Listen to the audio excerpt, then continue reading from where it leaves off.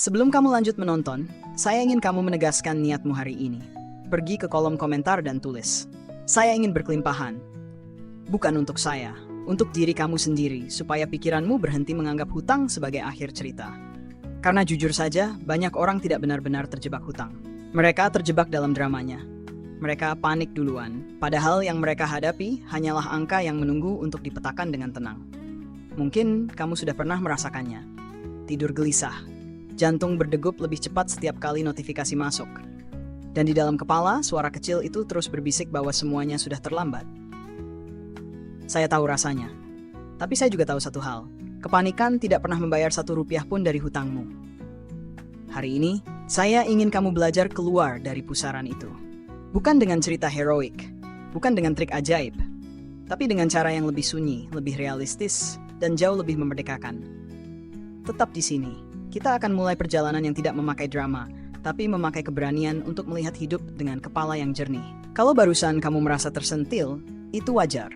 Karena setelah kepanikan mereda, biasanya muncul ruang kecil dalam diri kita yang mulai bertanya, sebenarnya apa jalan keluarnya? Dan di ruang kecil itu, saya ingin kita berjalan pelan bersama. Karena nanti kamu akan melihat sesuatu yang sering luput dari perhatian banyak orang yang sedang berjuang keluar dari hutang. Bukan rumus cepat kaya, bukan motivasi berapi-api. Tapi pola yang diam-diam menentukan apakah seseorang bisa bangkit dengan kepala tegak atau justru terperangkap lebih lama. Di bagian berikutnya, saya akan menunjukkan apa yang selama ini tidak diajarkan. Bahwa langkah pertama bukan tentang angka, melainkan tentang cara kamu memandang angka itu. Ada perubahan kecil yang, kalau kamu tangkap, akan menggeser seluruh perjalananmu. Jadi sebelum kita masuk ke inti pembahasan, saya ingin kamu simpan satu pemikiran ini. Kebangkitan finansial tidak terjadi ketika hutang selesai, tetapi ketika cara kamu melihat hidup mulai berubah. Kita akan masuk ke sana sebentar lagi. Teruskan napasmu, tenangkan bahumu, dan mari kita lanjutkan.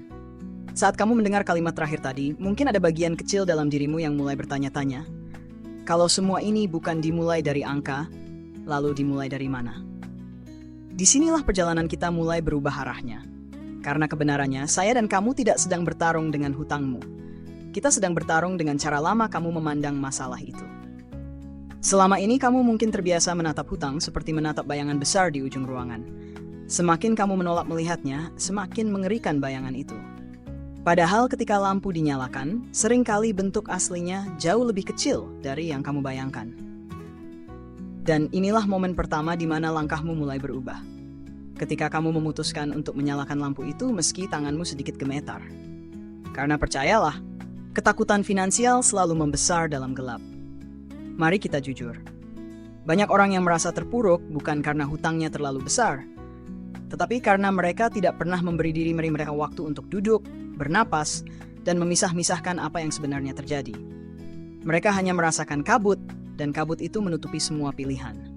Hari ini saya ingin kamu dan saya membuka kabut itu perlahan. Bukan dengan lompatan besar, tetapi dengan cara sederhana yang sering diabaikan. Menstabilkan kepala sebelum menstabilkan angka. Ini bukan kalimat puitis, ini kebenaran praktis. Karena orang yang panik selalu salah membaca situasi. Orang yang tenang bisa melihat pola, bahkan di tengah badai. Jadi tarik napasmu sebentar. Rasakan tubuhmu kembali menyatu. Dan biarkan pikiranmu turun dari tebing yang selama ini kamu panjat sendirian. Jika kepala tenang, angka berhenti terasa seperti monster. Dan berubah menjadi data. Di titik ini, kamu mungkin mulai sadar bahwa hutang selama ini bukan satu gunung besar, tetapi beberapa bukit kecil yang bercampur jadi satu. Dan ketika kamu mulai melihat bentuknya, kamu mulai mendapatkan kembali kendali itu.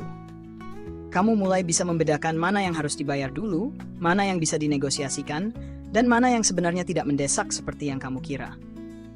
Tapi di balik itu semua, ada hal yang lebih penting. Cara kamu melihat diri kamu sendiri. Karena banyak orang terjebak terlalu lama bukan karena hutangnya, tetapi karena mereka merasa tidak pantas bangkit. Mereka merasa gagal, mereka merasa sudah terlambat. Dan setiap kali rasa itu muncul, energi untuk keluar dari masalah semakin menipis. Saya ingin kamu mendengar ini dengan serius. Hutang adalah keadaan, bukan identitas. Kalau hujan turun, itu tidak membuatmu menjadi awan. Kalau kamu punya hutang, itu tidak membuatmu menjadi kegagalan. Kamu hanya sedang berada di fase yang menuntut kedewasaan finansial sedikit lebih cepat dari orang lain. itu saja. Ketika kamu berhenti menghakimi dirimu, baru kamu bisa mulai bergerak. Sekarang mari kita bicara tentang langkah tenang yang sering disalahpahami. Banyak orang memaksakan diri menghabisi hutang secepat mungkin tanpa strategi. Padahal terburu-buru adalah saudara kembar kepanikan. Yang kamu butuhkan bukan kecepatan, tetapi ritme. Kecepatan membuatmu lelah, ritme membuatmu bertahan. Ritme itu dimulai ketika kamu memutuskan untuk melihat hutangmu sebagai perjalanan, bukan sebagai kutukan. Perjalanan berarti ada langkah pertama, ada langkah kedua, dan selalu ada langkah berikutnya. Tidak harus sempurna, tidak harus heroik. Yang penting terarah. Dan semakin kamu membiasakan diri melihat angka-angka itu sebagai bagian dari peta perjalananmu, bukan sebagai ancaman, kamu akan menyadari sesuatu yang selama ini tersembunyi. Hutang menjadi lebih ringan ketika kamu berhenti melawannya dan mulai mengelolanya. Karena jalan keluar selalu muncul untuk orang yang mau melihatnya tanpa gemetar. Di akhir bagian ini, saya ingin kamu menyadari satu hal penting. Kamu tidak bangkit dari hutang dengan marah-marah pada hidup. Kamu bangkit ketika kamu mulai melihat masalahmu dengan mata yang jernih dan hati yang tidak lagi terguncang oleh drama. Kamu bangkit ketika kamu berani berdiri meski pelan.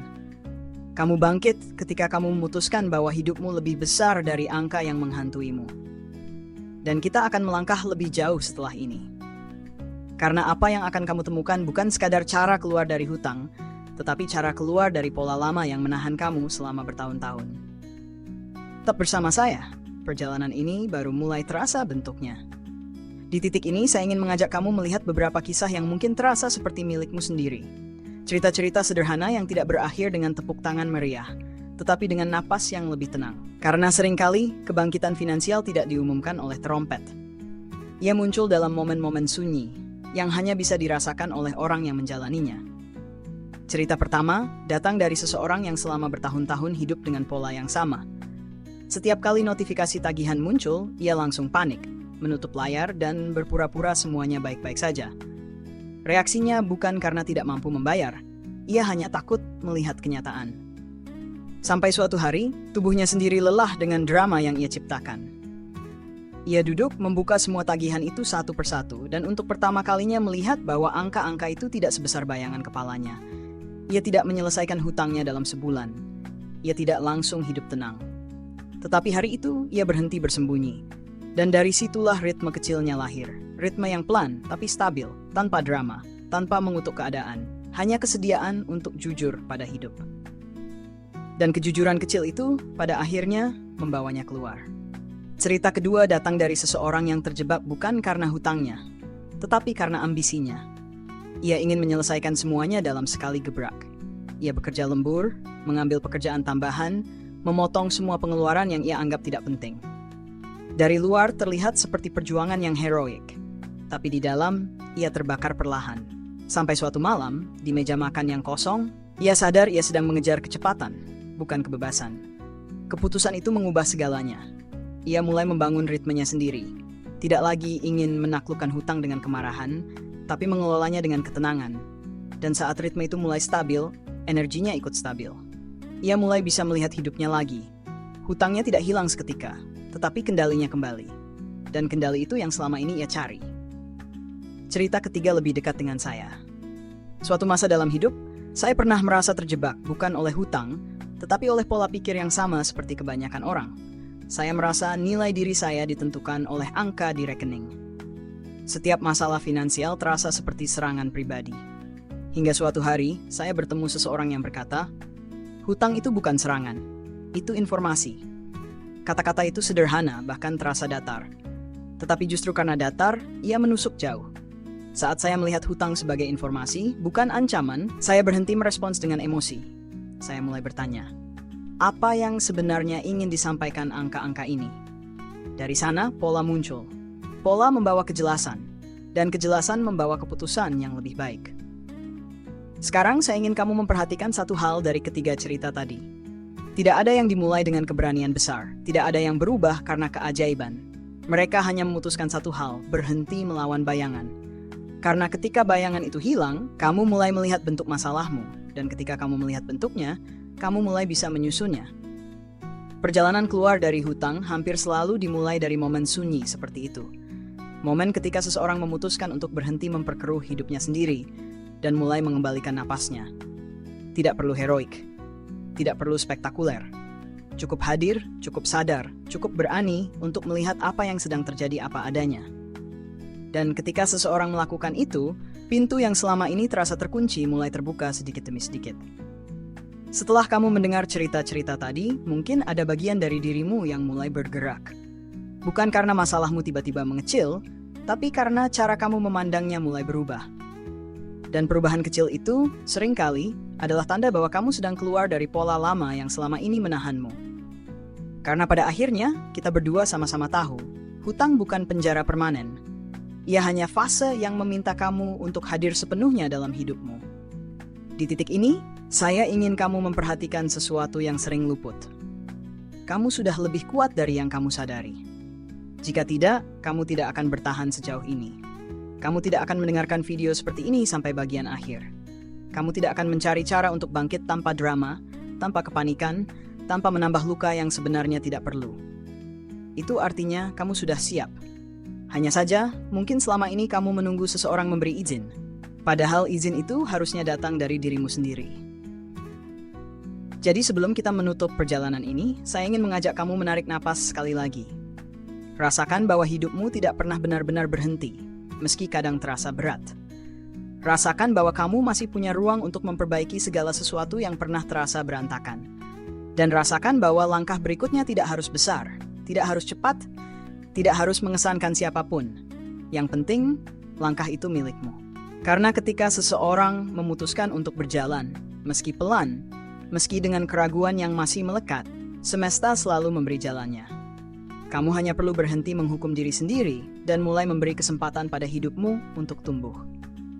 Dan disinilah saya ingin mengajak kamu membuat satu keputusan sederhana, tapi kuat. Keputusan yang akan menjadi sinyal pada diri kamu sendiri bahwa perjalanan ini tidak berhenti di video ini. Bahwa kamu benar-benar siap mengubah arah hidupmu. Jika kamu merasa siap untuk keluar dari pola lama, siap membangun ritme baru, siap bangkit dari hutang tanpa drama dan kepanikan, maka tuliskan di kolom komentar, saya terima tantangannya. Kalimat itu bukan sekadar kata-kata. Ia adalah penanda bahwa kamu memilih untuk kembali berperan penuh dalam hidupmu. Bahwa kamu siap berjalan dengan kepala yang lebih jernih.